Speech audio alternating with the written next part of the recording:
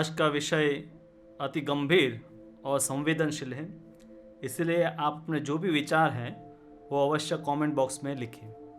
हाँ, आगे देखने से पहले आप चैनल को भी सब्सक्राइब कर लें और घंटी भी दबा दें ताकि हर एक वीडियो को आप देख पाएँ। शुरू करते हैं आज का विषय। आप में से कितने लोग जानते हैं कि विश्व युद्ध एक में करीबन 2 करोड़ लोग, सैनिक और नागरिक दोनों मिलाकर मारे गए थे। और विश्व युद्ध 2 में कितने लोग मारे गए थे? विश्व युद्ध 2 में करीबन 7.5 करोड़ लोग मारे गए थे। और विश्व युद्ध 3 में, विश्व युद्ध 3 नहीं हुआ था। आप पूरा वीडियो देखिए, आपको पता चल जाए कि विश्व युद्ध 3 में कितने लोग मारे गए। और वर्तमान में हम कोरोना से सब संघर्ष कर रहे हैं और पूरे साल में 30 लाख से भी अधिक लोग हैं मारे जा चुके हैं, इस रोग के शिकार हुए हैं।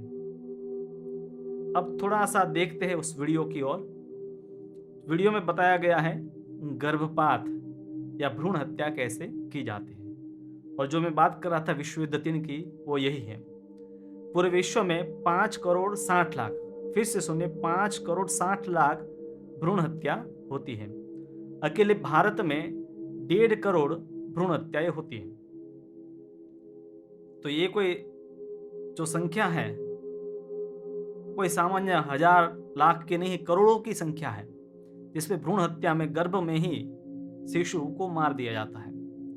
और ना ही कोई राजनेता, सामाजिक नेता और धार्मिक नेता अधिक इसकी बात ही करते हैं। एक डॉक्टर जब डॉक्टर बन जाता है तब प्रतिज्ञा लेता है कि मैं भी कभी भी कोई मनुष्य का वध नहीं करूंगा, उसको मारूंगा नहीं।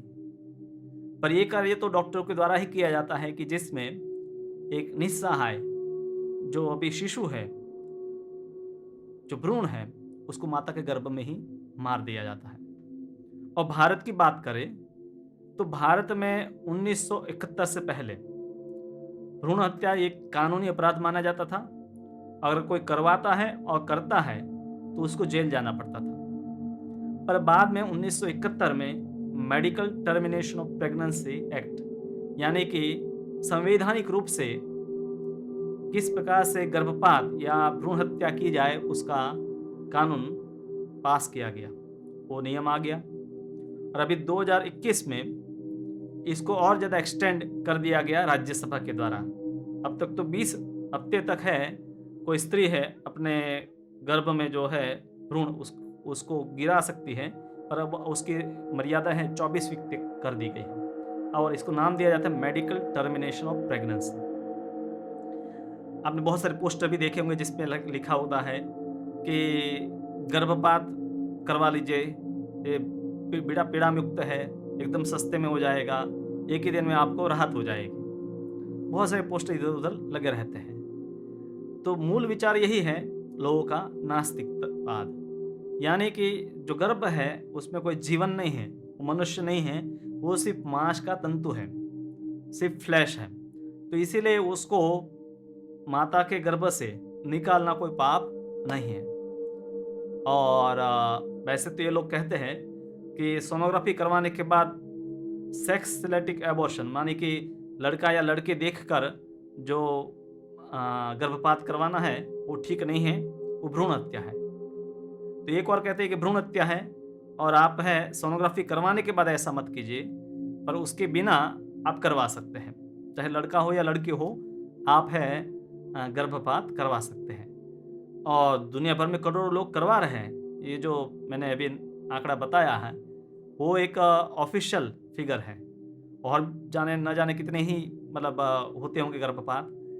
तो बेसिकली विचारधारा यही है कि गर्भ जो है उसमें जो भ्रूण है वो है निर्जीव है, उसमें कोई जीवन नहीं है, वो सिर्फ मांस है। पर श्रीमद् भागवतम में से हमें ये प्रमाण मिलता है, कर्मणा देवनेत्रेण जंतु देह उपपत्तये स्त्रिया प्रविष्ट उदरम पुंसो रेतः कणाशय। परमेश्वर की अध्यक्षता में तथा अपने कर्मफल के अनुसार विशेष प्रकार का शरीर धारण करने के लिए जीव, यानी कि जो आत्मा है, वो पुरुष के वीर्य कण का आश्रय लेकर स्त्री के गर्भ में प्रवेश उसको कराया जाता है। तो ये शास्त्रों का विचार है, जहाँ पर बताया है कि उस वीर्य में भी है, जो स्पर्म है, जो वीर्यकण है, उसमें जीवन रहता है। यानी कि शुरुआत से ही उसमें आत्मा उपस्थित है और आपने उस शरीर का नाश कर दिया।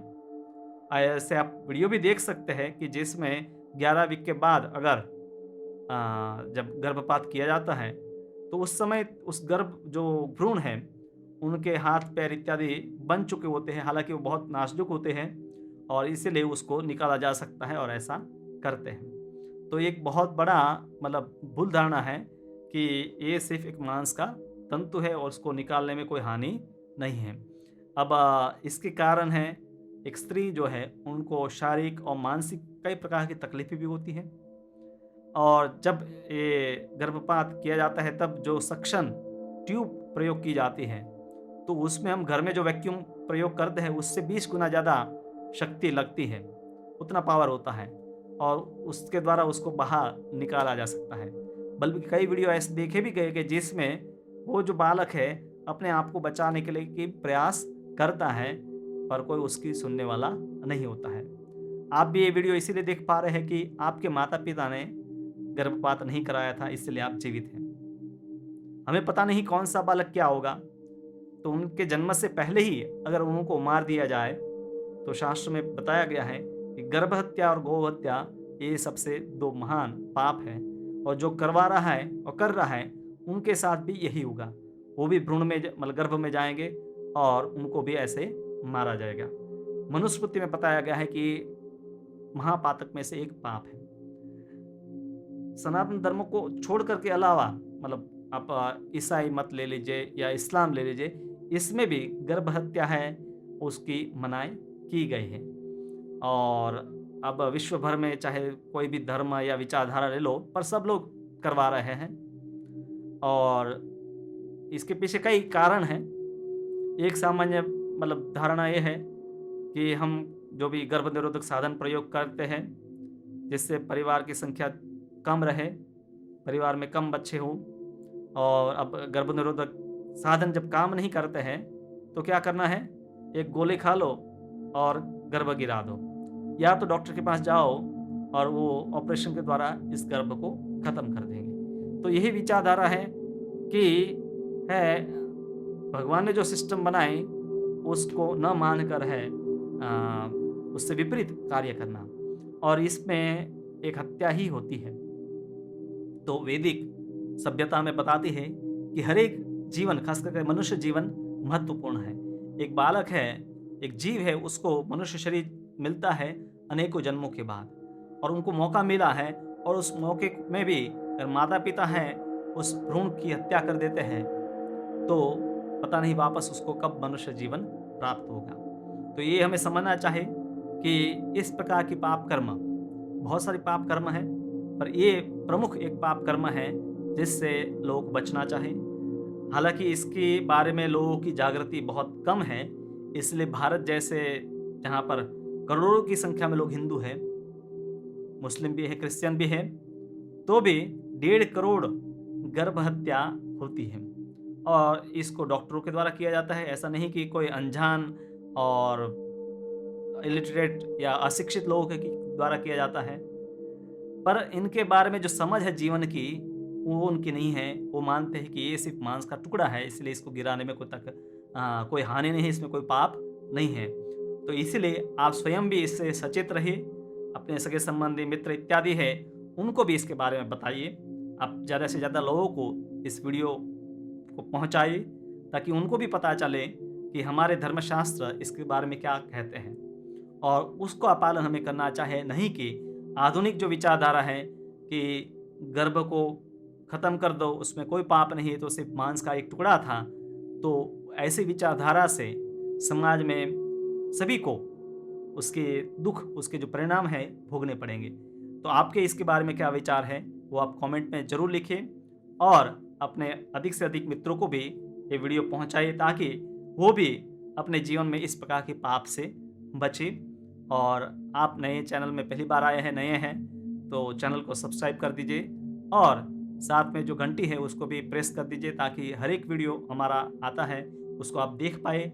आगे ऐसे ही कई विषयों के ऊपर है हम इस चुनौती श्रृंखला में वीडियो लेते आएँगे, ताकि वैदिक सभ्यता के जो मूल्य है, वो हम अपने जीवन में अपना सकें, सीख सकें। हरे कृष्णा।